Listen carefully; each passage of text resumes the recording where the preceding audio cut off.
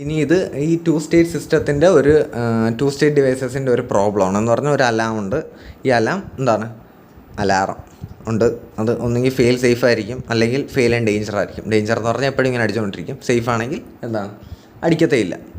പിന്നെ രണ്ട് രീതിയിൽ ഫെയിൽ ആവാം.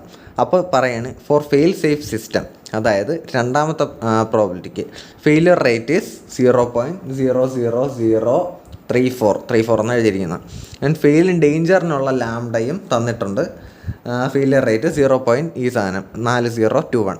അപ്പോൾ നമുക്ക് ആ മാർക്കോവിൻ ഡയഗ്രാം വെച്ച് അറിയണം. എന്ന് വെച്ചാൽ ഏതാണ് സ്റ്റേറ്റ് 2 ആണ് ഫെയിൽ സേഫ് എങ്കിൽ ലാംഡ 1 ആയിരിക്കും ഈ 0. ഈ അവസാനം 34 വരുന്നത്. ലാംഡ 2 ആയിരിക്കും ഈ 21 വരുന്നത്. ആ മാർക്കോവിൻ ഡയഗ്രാം വരയ്ക്കുമ്പോൾ നമുക്ക് കിട്ടും. ചോദിക്കുന്നത് ഒരു 0.99 റിലയബിലിറ്റിയാണ് ഡിസൈഡ്. അങ്ങനെയാണെങ്കിൽ അതിൻ്റെ ഡിസൈൻ ലൈഫ് എത്രയായിരിക്കും?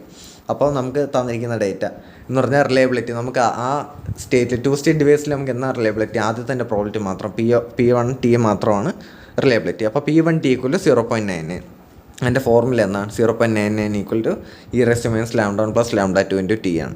λ1 നമുക്കറിയാം, λ2 നമുക്കറിയാം, 0.99 നമുക്കറിയാം. ഡിസൈൻ ലൈഫാണ് ചോദിച്ചിരിക്കുന്നത്, അതായത് ടി ആണ് ചോദിച്ചിരിക്കുന്നത്. അപ്പോൾ നമ്മൾ ടി ലോഗൊക്കെ എടുത്ത് കണ്ടുപിടിക്കുന്നു. T = 27.84 days ആണ് നമ്മൾ കണ്ടുപിടിക്കുന്നു.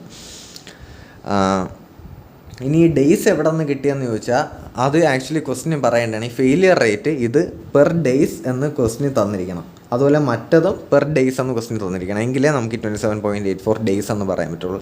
അത് കഴിഞ്ഞ് വേറൊരു തരത്തിൽ ഇത് ക്വസ്റ്റ്യൻ ചോദിക്കാം. ഇത് സബ് ക്വസ്റ്റ്യനായിട്ട് find probability of fail in danger എന്ന് വെച്ചാൽ അതെപ്പോഴും അടിച്ചുകൊണ്ടിരിക്കുന്നു for a period of 1000 hours എന്ന് പറഞ്ഞാൽ അതെപ്പോഴും അടിച്ചുകൊണ്ടിരിക്കുന്ന രീതിയിൽ ഫെയിൽ ആവാനുള്ള പ്രോബബിലിറ്റി.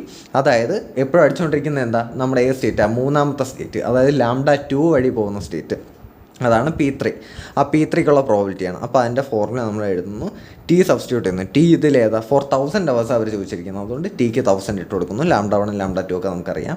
അങ്ങനെ നമുക്കൊരു പ്രോബിലിറ്റി കിട്ടുന്നു. അതാണ് നമുക്ക് ആവശ്യമുള്ള answer, probability of failing in danger.